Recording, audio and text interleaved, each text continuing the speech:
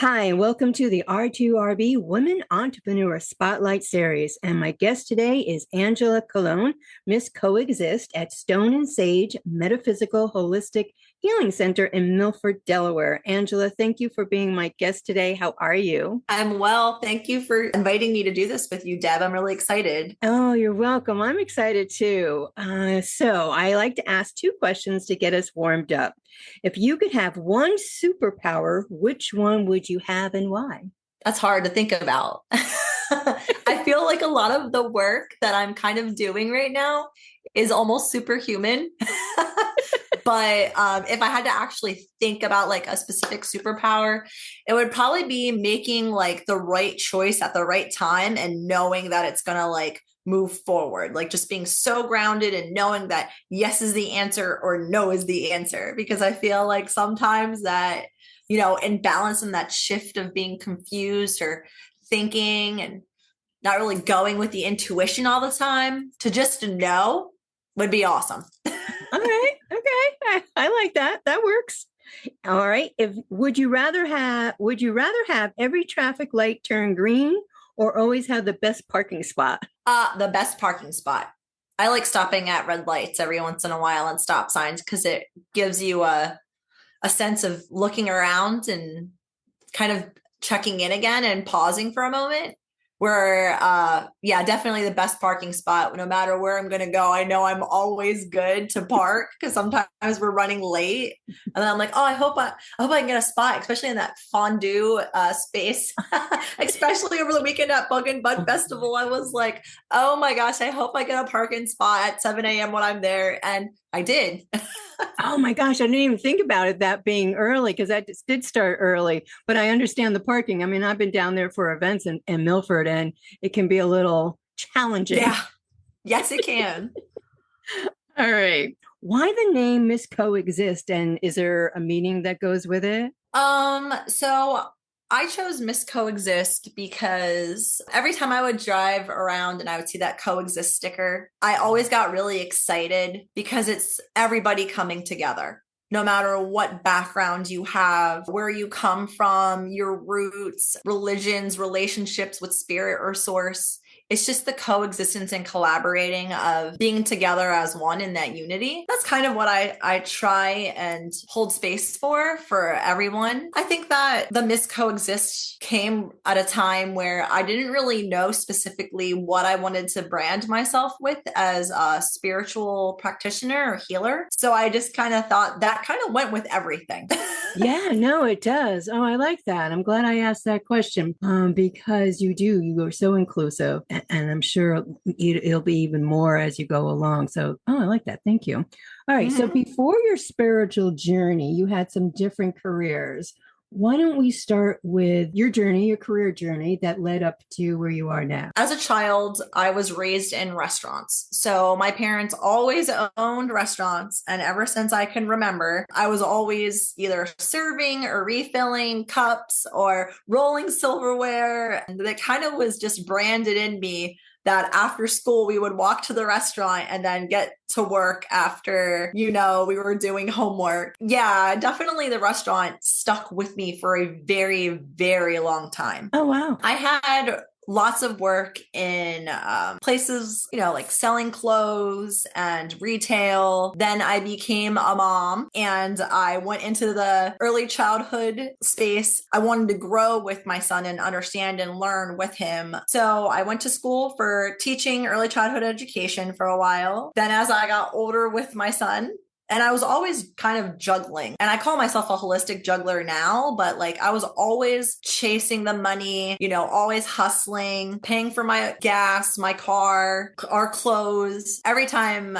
I got a new job, I kind of just really gave it my all. And the last few workspaces that I was in, I was a dog treat bakery. So I worked so I got out of the restaurant business, but I I still found myself in baking and I was doing shipping products. And then during that time, COVID hit. It really made me realign, and I started working overnight for Lowe's. I enjoyed working overnight, kind of being by myself again and stocking the shelves, just kind of hanging out, playing my earbuds, no worry about people being around. It was very quiet there, but it was only seasonal. And then that's when I was looking into like the postal service. We're always trained to like work 40 hours plus a week, get a 401k, Right. get your health benefits, Exactly. do all of these things.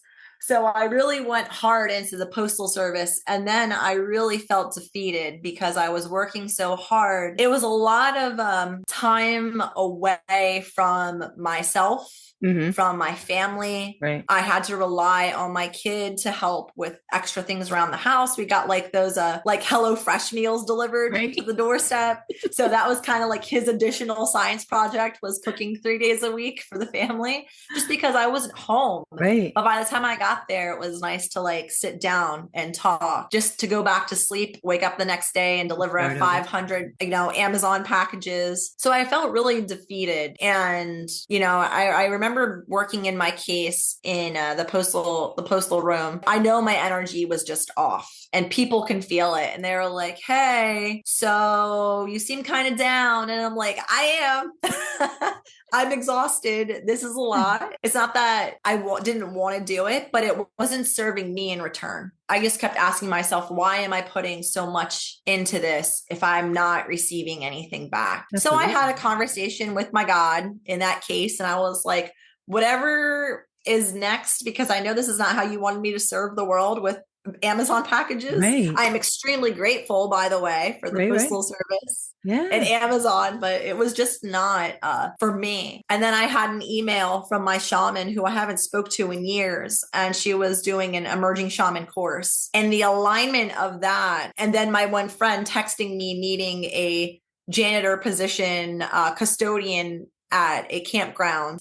I was like, this is perfect. I get to have a part-time outside work by myself, kind of more relaxed. I know how to clean because I worked for cleaning companies in the past too. And I actually still have that job today. Oh, wow. So I still work there part-time. We open full-time on Thursday. Oh my God. I want to let go of it. I'm slowly letting go of things. But it's that scary feeling of giving your everything to one job when I've always been in like a hustle mentality. Right. So I'm still practicing that. I've also been I want to call myself a entrepreneur, because I do a lot of haunting, and I was a character, and I still am a character.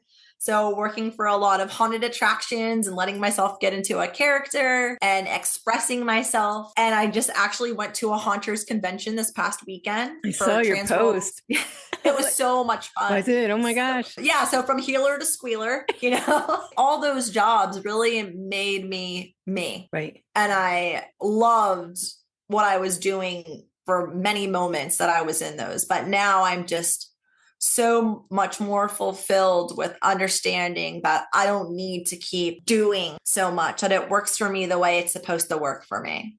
Yeah. So one of the questions I was going to ask, but I'm going to ask it differently, was, did you always know that there was something you couldn't put your finger on, but knew you needed to go in a different direction? So you've always had a sense, you've always followed that sense that you've had, that there's something else that you need to visit, that you need to explore. You reach out to your God, and then, your shaman reached out to you, and just, it all seems that you were so in tune with yourself, I feel. It's part of the survival mode. Yeah, no, that's true. It's very true, and you've done so many things, and that's absolutely fine. I think that's awesome, because I've done the same, but I always called it, I kept reinventing myself, with my guy, I have 4 children. So, and I had a husband, we raised the 4 kids and everything, but I had to bounce to different things also because of different situations, just like you have. But I love that you have always had that self-sense about yourself, and been able to follow what you've been able to follow. I have to ask the question because I think we've gotten up to where you are now, almost to Stone and Sage and Stone. Mm-hmm. And where did the roller derby come into play? Being a new mom, it was hard for me to find my space to have community, to have friends. I got pregnant I was one of the first people to get pregnant out of my friends group right out of high school. I was again in the restaurant business, and I was like, oh my gosh, this is wild. I'm going to have a baby. Fast forward to like 5 years later, I just really felt lost with myself because I didn't have anything for me. I felt like I was always doing stuff for my family at that time, and then my son, and I was working, and I always loved crafting, creating, making stuff, making things. But I didn't have something that held me accountable to like show up. And I remember looking in the guide and I saw that roller derby was coming to Milford, which is funny because it was at the Milford Skating Center. I want to say that was back in 2011 was when we started Southern Delaware Roller Derby, and then, well, Southern Delaware Roller Girls at that time. And then in the meantime, we were making a lot of connections. I was exploring myself, finding my empowerment with me, other moms. Like most of the team were moms. So we got to bring our kids, and they ran around, and they would bring their pillows and blankets, and it would be like, okay, guys, time to lay down. Like y'all have school in the morning, but we would have practice till like 10 o'clock at night. But it was so rewarding because our kids kind of grew up together too, like we did. It was the connection that I felt like I really needed, and really pushing myself to each limit, and then I met Kat, Pussycat Malls.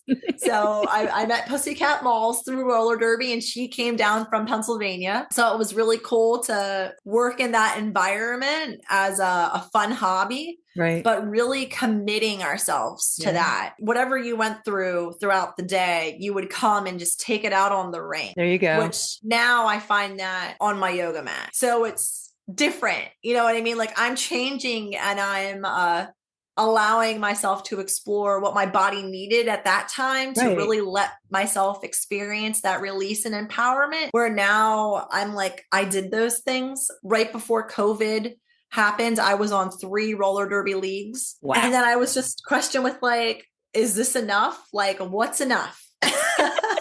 What am I trying to prove? Where am I trying to go? Yeah. And then once COVID happened and roller derby started coming back, I found myself in it a little bit, in and out. But because during COVID was when I was working with energy. And taking my shamanic courses and Reiki, and getting grounded with working at the campgrounds, being a cleaner. I was just really focused on me and my own inner work. I really enjoyed coming out, but then when I'm getting certain downloads of things, I realize like, whoa, this isn't kind of energy I want to be in anymore, because I've changed a lot. Right. You know, grow. So yeah. And I absolutely love it. There's not a day that doesn't go by where I don't think about my skates or the star helmet or making some points. And then I'm like, that was the time that I needed there for me to experience that, to get me into a space of community where now I'm in a different space holding for the collective. Yeah, absolutely. I find, first of all, I think you're amazing. And I find your dedication and your hard work, putting your family first, and then finding time where you needed something for yourself, and just taking each step along the way and using what you needed out of that time, and then just to keep forward and moving forward. I think people, including myself, get so stuck sometimes. We don't know, and we have blindfolds on, and we sometimes forget to take those off to see beyond. I think if more people have and could follow you and even speak with you, that, you need to like look beyond what's right in front of you, just to roll with it as you have. And I think that's so fantastic that, kudos to you. It was a lot too, because I went through different relationships when I was playing roller derby. And a lot of it came back to me like, you're being selfish, but I'm thinking like, I needed to get out for me. Sure. Like this is part of my self-care. Absolutely. I'm an athlete.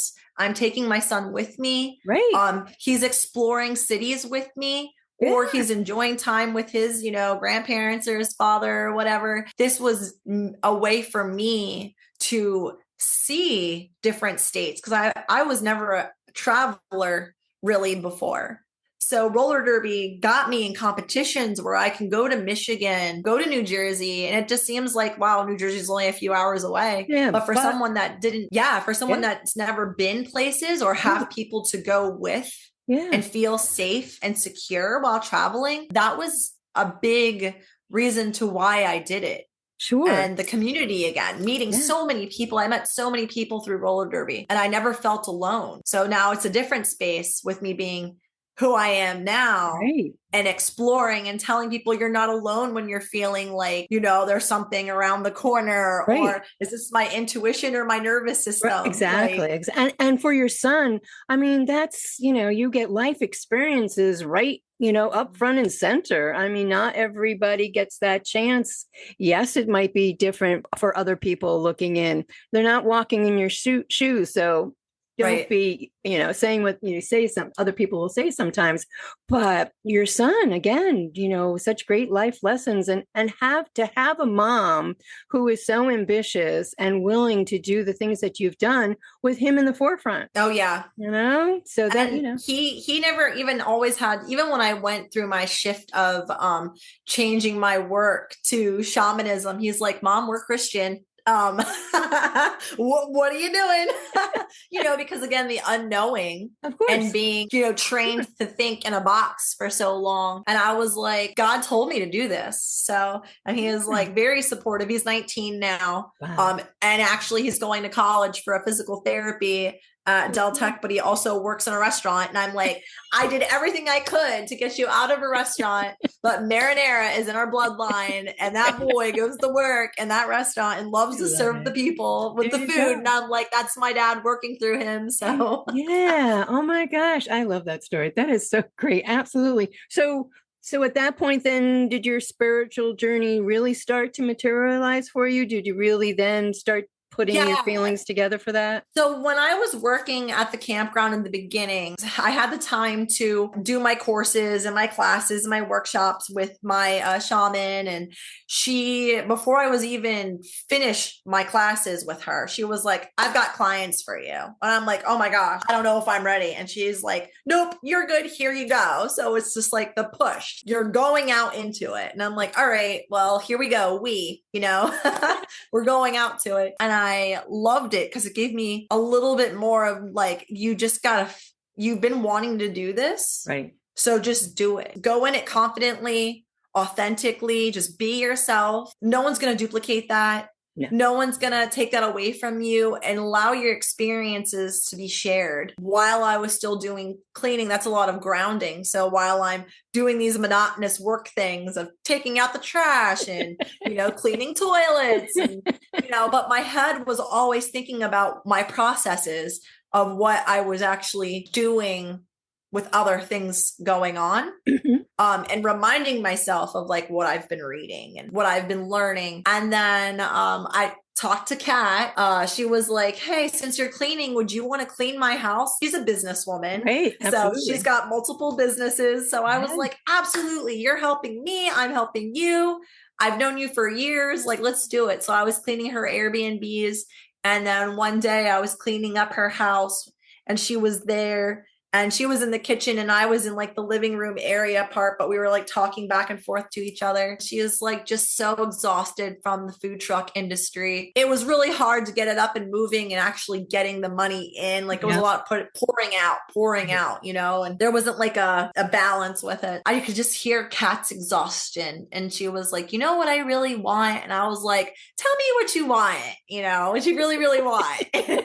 And she was like, I really want just like a little witchy store with crystals and books. I was like, oh my gosh. So I'm like sweeping faster into her kitchen. And I'm like, do you know what I go to school for now? It was really fun to talk about that. She and her, like some of her friends who also played roller derby with us. And then myself, we were like writing up a proposal about what we were going to do. And I was already working in my backyard and practicing Reiki out of my house. Oh, wow. So I had already started building up clients and workshops. Oh, wow. So I was like, we can bring these to the store. Like we can bring these to the community for the people to do and, gather in and do some space, do some fun activities and learn about spiritualities and themselves. Right. Like really focusing in on the true being. Sure enough, she was like, I got the space. My jaw just dropped. And I was like, we have work to do.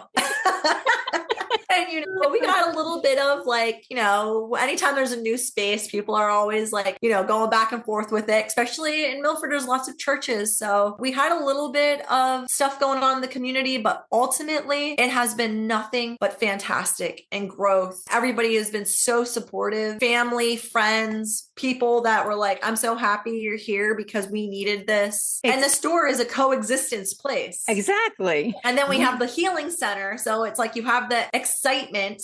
Right. Oh yeah. And then while I was doing Reiki in the store, I started to get a lot more clients. Like we actually built the one room in the store because I remember that being built. Yep. I was doing clients on Sundays, and after Saturdays we would close. So I would do clients for private Reiki sessions in like where the books are in the Stone and Sage Metaphysical shop. It just started going really fast. And I was like, I need to do this like during the day. We need to figure this out. So we made the room, which is now the reader's room. But again, it was amazing. We were doing workshops in that little like library part of our room. Right. There was just so many people that we can fit in there. And I told Kat, I'm like, we're going to need another building. We're going to need another building. Then that's when the holistic center rolled into place. And she's like, I'm signing. And so it's cool because you have the metaphysical shop where you can go and explore and tap into all the cool, fun things. Right. And then you can really settle in and learn about it and get some healing practice with those things at the center where we have our meditations. And then we grew into the salt room and red light therapy. So we broadened it and expanded. Yeah, it has been such a journey. I spoke to Kat when she first opened up the store. So I have been, watching as she has grown, as you have grown from the store to the healing center and to where, you all are now with your journey. So you are a spiritual healer. Tell us what that is. Basically, a shaman is the medicine woman or man, and the shaman walks through realms. So I have like 1 foot on earth, 1 foot in spiritual space. So I'm basically channeling and communicating in those other worldly spaces. Okay. I've also just got certified in being a death doula. That's helping people pass after or during the dying. So it's kind of like how people have the birth doula. Right. They go through that space of being excited about coming into the world. The death doula is allowing them to get their comfort on extending themselves away from their physical human body. I'm also a Reiki master, shamanic healer, yoga, yogi, and sound healer. And an ordained minister. Yeah, and an ordained minister, which I actually have a gender reveal that I'm doing on Sunday. So I'm extremely excited because I'm the only person that knows the gender. And then next Saturday or the following Saturday on the 10th, I'm doing my first wedding. Oh. So yeah, I'm just checking a lot of things off. Those things that I never thought I could do. And it's just been so rewarding and exciting because I'm allowed to do this and I'm worthy of it. And I feel confident. Yeah, you finally have landed in this area that you have just absorbed and you just like have exploded. Yeah, no, it's true. And I do come to the yoga. And I just know that the women that come at that time too, I mean, we all feel, we feel safe. We feel empowered with whatever way we can move ourselves. I know I never feel pressure that I have to twist myself into a pretzel because that was one of the things I think in the beginning. Right. Yeah. Calling it mindful movement has definitely brought a lot more different people in rather than your typical yoga session. Yeah. And knowing that there isn't any pressure and there's always support. And if you just want to come to the mat and relax and shavasana the whole time, like you don't have to be in mountain pose and you don't have to be, I love those little spicy pulse movements that we do with the stretch and flex, but then just knowing your awareness too of, I don't need to do all that, but wait a minute, I couldn't do that before. No. So it's been very rewarding watching, getting the lesson plans ready for like workshops or, my Reiki meditations or sound journeys. I'm always trying to find like a little bit of a theme. But then once you start just doing it, it just comes and it flows. People enjoy either knowing what to expect or not knowing anything at all and having a whole new experience when they walk into it. I just did my first shamanic storytelling in Maryland at a hemp farm. It was amazing doing a campfire story and just the energy of everybody collectively there releasing, and it was so powerful, and there was like 100 people there. Oh, wow. So that was the biggest event that I was able to help with the host, and for her to ask me to come there was just such an honor to hold space for that amount of people. Absolutely. So again, it's like kind of just getting yourself out of that comfort zone and it exploring it, you know. But on the other side, for somebody like me, you know, getting out of my comfort zone is always a big thing. But then to walk into a new space and feel comfortable, feel welcomed, knowing that, you know, I'm in a room with other women, you know, more or less around my own age, but you just make it on a different level so we don't feel out of place. Oh, thank you. No, absolutely. And I just want everybody to feel good with what they're coming for themselves. So I don't try and make it very specific and put it in a box, because I know for the longest time we've already been put in boxes. Right. So it's like, you know what, whatever happens is going to happen. Like, it's a party every time. There's this explosive of joy and love and happiness. Good energy, all good energy. And if there's not, and if you need to like be upset or angry, it's also nice because we don't take things personally. Right. We've just been like, oh, you feel that, okay, and let yourself experience it. Yes. Because again, so for humans, we don't get a chance to experience those emotions in certain places. So we're always carrying so much on our shoulders and wearing 100 different masks. It's nice to just be like, no, I want to be angry right now. And I'm like, that's right. Let's be angry. Like, bring it out. Like, and you give everybody a space to do that. You have different nights where you do different classes for, I'm going to say, different emotions that you can bring out, which is cool. Very cool. And it starts with just knowing what you want for yourself. Yes. So I always wanted a space where I can just let myself scream. And then, you know, working at like a haunted house, there's no judgment. I can scream all I want for the fall. You know, and now it's like I'm bringing out into like our getting ready to do more yoga, and it's just like middle finger mudras the whole time. Like, if you want to cuss, let yourself cuss. I'm not gonna.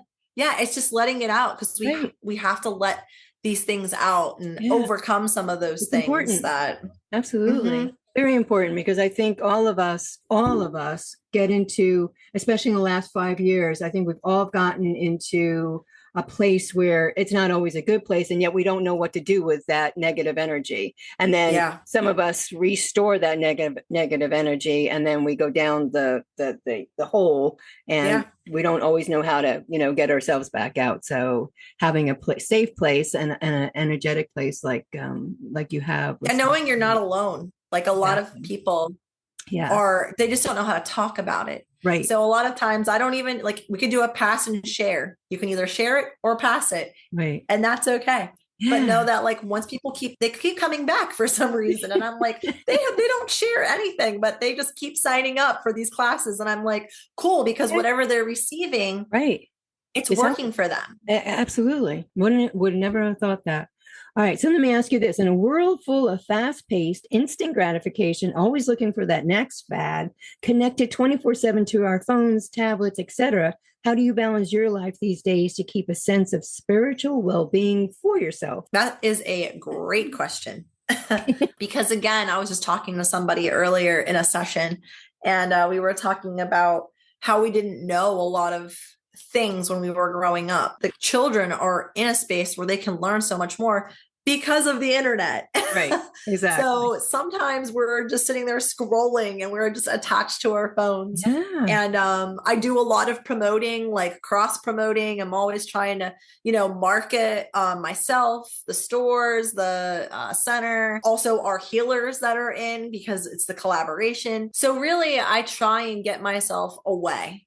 As much as I can. I try and turn myself off. If I do find myself on my phone, I make sure that I'm liking and like following positive affirmations, people that do the work that I do. Like, I like tarot readers, or what else was it? Some astrologers. So, and a lot of science too. I try and find and look up ways of how the science works in spirituality, the frequency works. So even if I'm online, I'm still actively trying to grow and learn. Okay. I don't really watch a lot of TV. I do enjoy my movies, but it's usually like the same movies over and over because it's just, I know what I like and I know what to expect. So it lets my mind kind of like wander off elsewhere. But I really think it's also why I enjoy doing the custodian work at the campground, because when I'm there, I am fully there and detached from my Facebook or promoting or events. And I don't have that look at who's emailing me. Right. In that moment, I am there. And a lot of times with me working outside there, I can look up at the sun. I'm not in a room. Right. I love Milford, but I got to get out. And I look out and I'm like, oh, hey, Irish Rose, hey, Dolce. Like, so it is nice to get out and really making that practice to be outside. Mm-hmm. My fiance has a motorcycle, and I know that if it's nice out, I'm like, hey, Justin, can we go for a ride? Because I know my phone is in my pocket. I have my helmet on, and I'm just letting everything move around me. Yeah, it's so important. And again, with doing yoga too, it really helps in that meditation space. It helps you focus on everything else rather than what's going on outer. Yeah, I mean, it's so important to have that self-care time, whatever works, and that you know that you need to do that and that you have that to fall back on so that you can continue on with what and lots of baths. Yeah.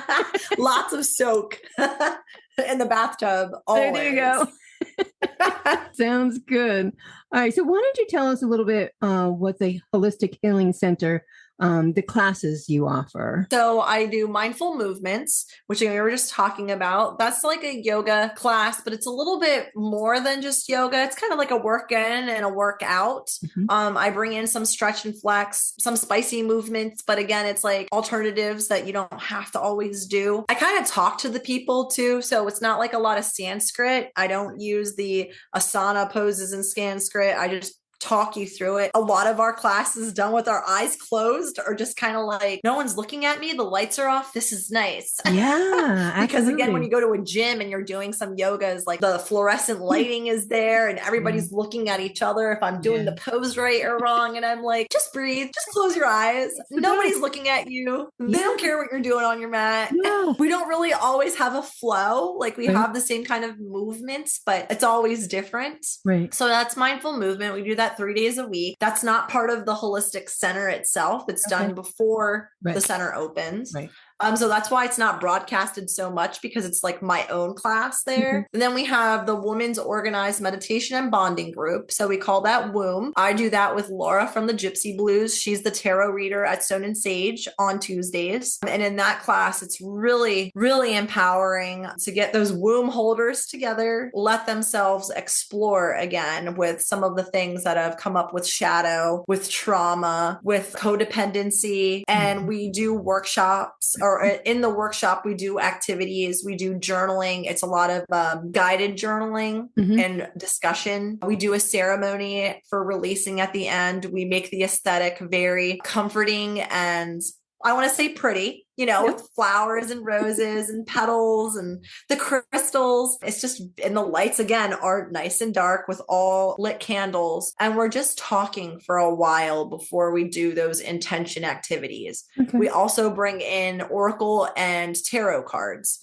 So during the womb group, work with a tarot and a goddess. We collaborate with those deities, those goddess energies, and then like matching them with cards of the tarot deck. Because a lot of people are learning now how to get their divination messages with those tools that we never really knew about, but they've been around forever. So that's nice to have that. Then we have Healing Reiki Circle. I have that on every Wednesday at the end of the month. That is, again, coming together to learn about Reiki, to practice it, to share it, to set intentions for the night, for yourself, for the world, for those around you. And you don't need to have any experience. I don't teach symbolism or anything like that in the Reiki share, but Kat and I will be doing certified Reiki courses coming up in June. So I'm really excited about that. Oh, awesome. But this is kind of like a little, I want to say teaser, I guess, if you don't know what Reiki is. Okay. It's only $15, but again, you don't have to be experienced. Okay.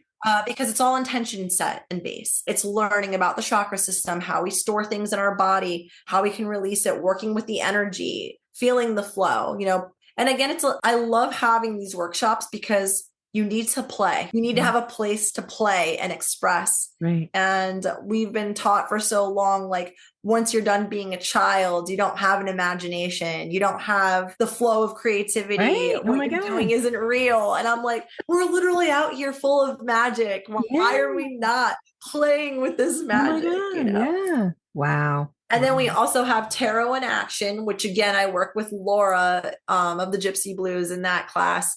And tarot in action is specifically working with the tarot cards. It's intuitively giving readings. I use tarot when I do readings, but I've always used Oracle more so because I connected faster with it. Tarot for me was hard. When I was doing readings with the tarot cards, I was understanding the messages without actually studying it. Oh, wow. So it's like intuitive messages of knowing what those cards mean, how they tell the story. So we're practicing again because people like to see it to believe it. Right. That's why we like to use cards. That's why we like to use runes. That's why we like to, throw whatever we have to throw, because you could take a picture and you can go back and think about it and you can see it. And you're like, yeah, that lady wasn't making that up. Right. How would she have known any of that? Exactly. Yeah.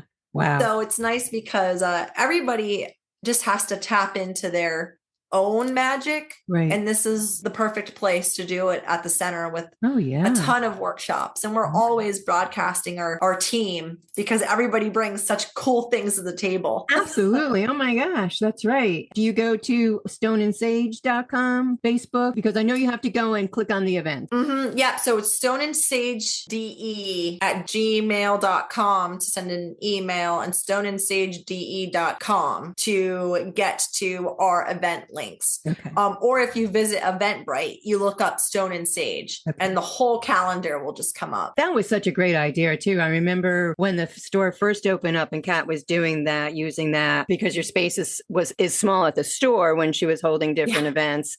And that was a great way just to keep your numbers in check. And then do you use that then also for the healing center? Yeah. So all of the workshops besides the intuition circle are held at the center. Okay. Dr. Carol usually reads on the last Saturdays of the month. So by having it at the store, she's already there. Right. But for everything else, having the center is so nice because we have so much more space. We can fit so many more people. Yeah. We can do the activities. We can do the, circle session. We have multiple bathrooms. And then when we've been doing our retreats there, it has been so rewarding because we have different rooms and you can put people in different rooms at different times to flow. Right. Right. You also have do a vision board for spirituality, right? Tell me about that. It's kind of funny because as a kid, I was always drawn to we didn't have text messaging, right? So we always made little notes that you would fold up into a football and pass them to each other. Or else we did this thing where you'd have a notebook and then your notebook would be your collage of you and your friends, and you would pass the book back and forth. And I guess that was kind of our first Facebook, right?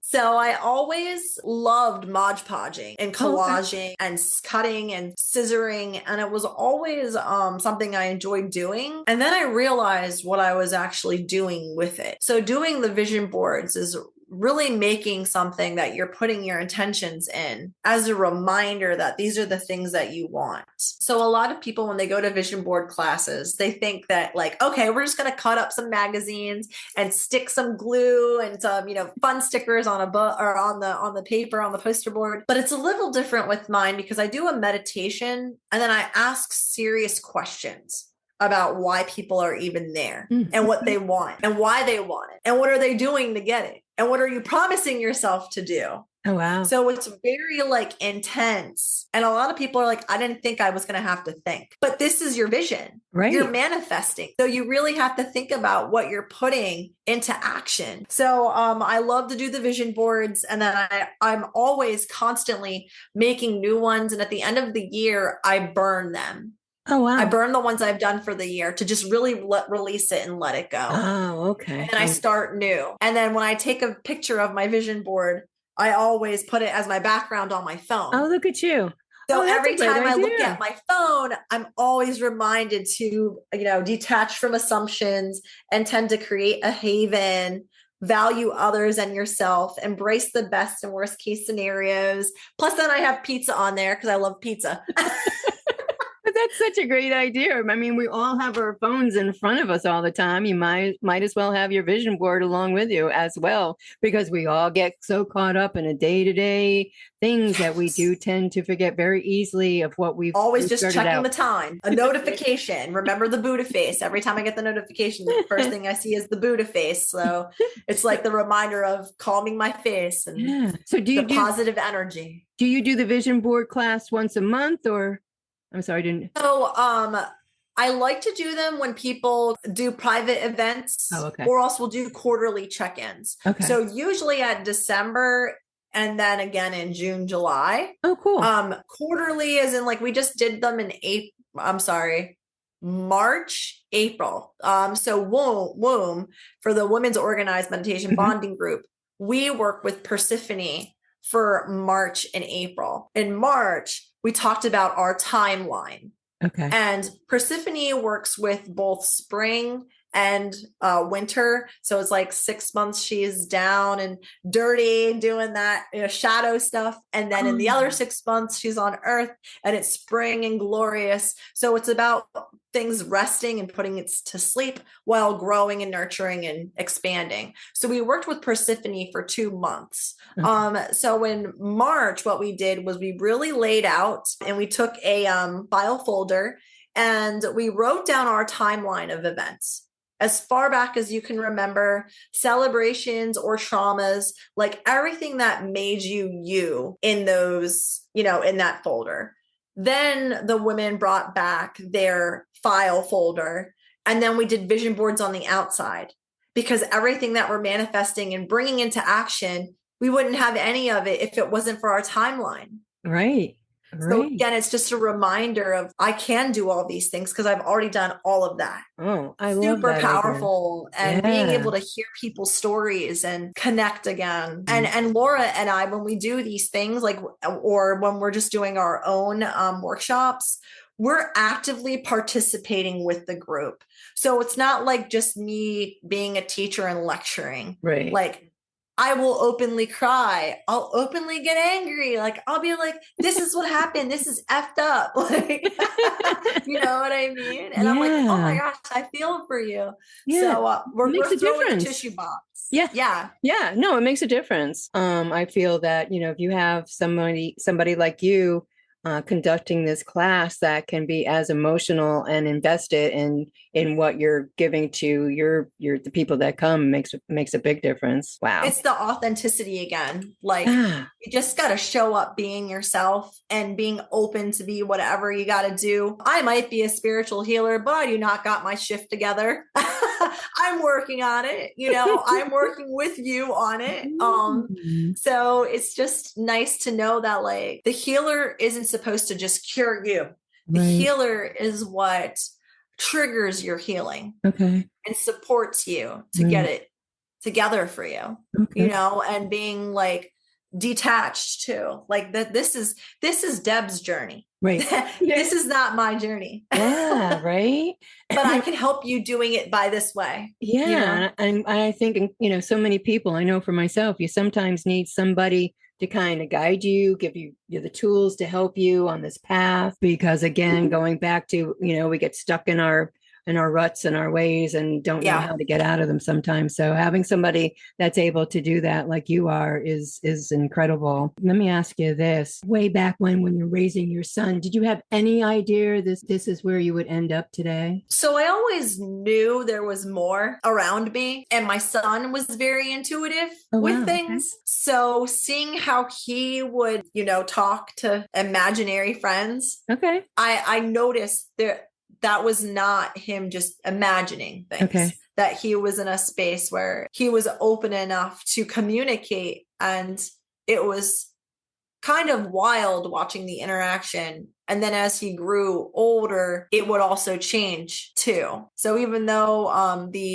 when they're 3 years old and they're talking to their imaginary friend or, saying, I'm like, oh, what did they say?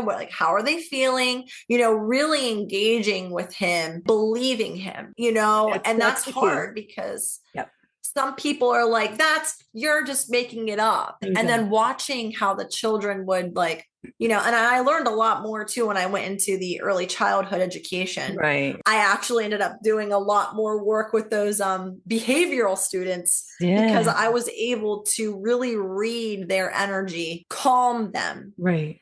And I didn't know what I was doing at that time. It was just but that at feeling. the same time, it wasn't me to question. Right. They felt safe. They felt like they can talk. I have to report a few things, like it's what's needed, but always documenting. Going through therapy when I was young too, I had to document a lot of things. Okay. I was medicated for a lot of different things. Again, a lot of emotions and feelings. And I had to remember to like, my therapist would say, write it down, write it out, date it, And now as I'm older, I'm just so grateful for taking that time to document. Back to my son, as he's growing with it, I was able to talk to him about what I was going through different stages. And I can remember being him when I was his age. And with there only being like a 20-year difference, my son's 19, I'm 39. So again, we're like growing up together and he's seen me hustle. He's seen me achieve. Yep. And it's just beautiful now because I can be like, Chase, I'm going to go into this. And he's like, all right. Yeah. Because you've been doing all this the whole time. So we've been on our own, because the relationships change. My relationships with my partners have changed, but I've always been able to co-parent with his father. Again, it's like having the conversations now with my son that he wasn't in a space to know about then. Right. And now that he understands what I do, the connection is so much stronger because it's not just like, oh, let's just pray on it. He's like, hey, so this happened today. Isn't it weird that? And I'm like, oh yeah, isn't it weird? I remember when I was going through, Reiki and I was talking to Chase and I was like, yeah, I saw this today, and I wouldn't talk about the person. Right. I would talk about the session. Right. And I have a high school diploma. I don't know anything about the body internally, anatomy. I do now with doing yoga. Right. But, and learning the systems through Reiki. He wanted to go into, electric work and computer technology. And when I started telling him about the body and what I was seeing, he was like, that's different. You just talked about the entire digestive system and you have no idea. And he is like, crazy. I feel like I'm going to change my, and then his father got into a motorcycle accident. Oh, no. So then Chase at 16 was taking his dad to therapy and he could see where the compassion was and some that were not very compassionate. And so he learned very fast how to give care and also know when it wasn't anything he can do himself. Right. Because I'm always like, this is not a thing for you. So don't worry about this. This is not your stress. It's beautiful now because he's like going for physical therapy. Yeah, he's in the medical field. Yeah. He talks about like all these podcasts he's listening to and he loves theories and loves science. So it's so cool because I'm so spiritual. And he's like, Mom, I heard this podcast. This guy was saying this about frequencies. And I was like, that's awesome. Because with me being a sound healer, I'm like, it works. It collaborates. It all works. So, and for these kids to be in a space where this is something that they're involved in and they're allowed to explore. Right. So with me being in Catholic school for my whole young life, and then I sent my son to a Christian school. And then when I started moving into like shamanism and Reiki and stuff, he was like, Mom, what are you doing? Like we were taught like you weren't supposed to play with tarot. I'm like, Chase, I'm telling you, those card pulls are just those messages. When I have a question, I'm getting the answer. Right. And if it's coming from a space of love, light, and healing and not harm, I can't go wrong. Oh, no. And he is like, all right, it's working. So it's fun because sometimes his friends come over and we'll do readings and stuff. He's like, Miss Angie, will you pull me a card? Sure, I will. Like, let's do it. Oh my gosh. And that is such a great journey that the two of you have had together. And he's just as intuitive. Yeah. And now with my fiance, like we've been together for 8 years. So he's seen me going through changes of work. Right. He's seen me like doing all of these things and just feeling so depleted and defeated and, having things like bipolar disorder and manic depression. He's seen me at some of my really worst cases. And I told him, I'm like, just so you know, like I gave him a list of things when we got together. I was like, don't take it personal, but take it personal. Yeah. Now he's coming into his own journey, his own spiritualness. Like he's asking me questions. He's talking to me. He had his first tarot reading with Laura. Oh, wow. He went with me to the farm, the shamanic campfire story. Oh, great. Had a big awakening there too, and shared and let himself really be vulnerable. These 30-year-old male, they haven't been able to share those things, and even the older ones who haven't been able to explore. So I'm in the midst of getting together a yang group, which is like a yin yang group. So I'm going to be getting together for a men's group. Awesome. Well, speaking of new classes, so what is on the horizon for yourself, the Holistic Healing Center, Stone and Sage? Definitely working on more workshops, trying to calm myself down. Yeah, I have some shadow work chakra classes I want to do. I definitely want to start the men's group. I'm talking to my friend Logan about that, just holding space for the masculine energy. I've been working with Laura of the Gypsy Blues, again, with Impact Life, becoming like a peer support in recovery. I'm always trying to explore and learn more. Because again, the more that I'm like diving into this and opening myself up, a lot more is coming in. So really getting myself grounded, not closing myself off, really just letting myself enjoy this gift of love and life and light, and having the community that wants to learn and grow. And I'm always like, if you have an idea that you want to learn how to do something, let me know, because I want to bring it to you and I want to learn it too, which is why I also love the Coexist, because I really want to help and understand a lot more so I can be available for a lot more. Even though I'm a Reiki master, I always have a beginner mindset. So going in completely empty, like I know nothing, and just letting the energy really showcase and lighten that space. Wow. Kat and I will be doing certification classes for Reiki coming up. We're going to be doing level 1, level 2. We have our punk rock flea markets getting ready to kick off. Yeah, that's on the 10th too. Yeah, I'm just really excited to continue with what we're already doing. Like the womb group is always something different. You don't need to come in and think you're going to miss something. I take everybody's email. So if they have questions, we can catch you back up. I'm really just letting myself go with wherever Gus takes me, wherever my God takes me, God, universe, spirit. So just not walking so much in fear, and knowing that like if somebody asks me to do something because they felt like they learned something from it, I'm going to really understand how I did it and how I got there, and then teach it in a class. And just, I'm really excited. I'm always learning something new, but I wouldn't be learning if nobody told me about it. Yeah. So again, I'm glad that people are talking about these things. Great. I'm like, yeah, let's talk about this more, Yeah, absolutely. Wow. Oh my gosh, Angela, you are an amazing woman. Let me tell you, from where you started to where you are, the growth, the compassion, the empathy, always looking to help others, whatever way that you possibly can. Kat and everybody else also at Stone and Sage is such a great group. And I've been in and out for the past 2 years myself, since Kat opened up the store. So I just think it's first of all, Milford is such a great little town. It's my second home. I think the energy from everybody that, helps and supports each other is such a great thing in Milford. And then to have what you give is such a tremendous asset to the community. So I'm so excited to see what's next around the horizon for Stone and Sage and the Healing Holistic Center. I'm excited. Me too. So after people start listening to this, if they have ideas, tell them to just send them our way. Yeah, absolutely. So is there anything else that you'd like to touch on that I haven't taken us down that path? And that could include how to get in contact with you all. Yeah, I mean, we have our Facebook pages. I'm on Instagram as Miss Coexist. Facebook page is Miss Coexist, misscoexist.com. I love doing private events and parties.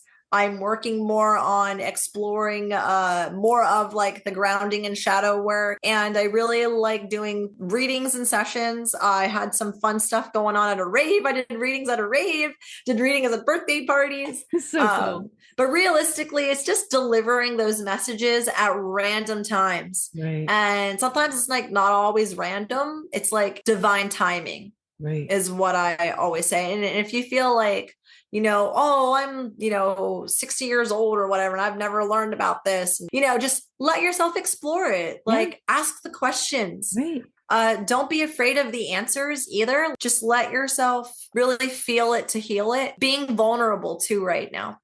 Because you're not alone. There's a lot of things going on around you. You're not crazy. Just really getting yourself centered and knowing that there's always somebody that wants to be there. But practice yourself first. So self-care is not selfish. So boundering, is really boundering yourself, because me with being a yes ma'am for all the time, I was always saying yes to everything. I'll do this and I'll do that. And I was really extending myself out. Yes. Which now I feel confident in what I do to allow myself to branch out like the tree. I'm so grounded right now. So good. So anchored. And I feel good. And it's okay to like branch out and do all of these things. And I know eventually I'll be working in hospice and palliative care. So I'll be able to grow with what I'm doing now as I get older. And I'm very excited for that. I look forward to that. That is fantastic. And meeting so many different people and spirits. Your path is going to be one hell of a path. Buckle up, Buttercup. That's right. Hold on tight. Thank you so much. This has been so fun. Oh, Angela, thank you. This has been a great conversation. Thank you for being my guest on the R2RB Women Entrepreneurs podcast series. Thank you.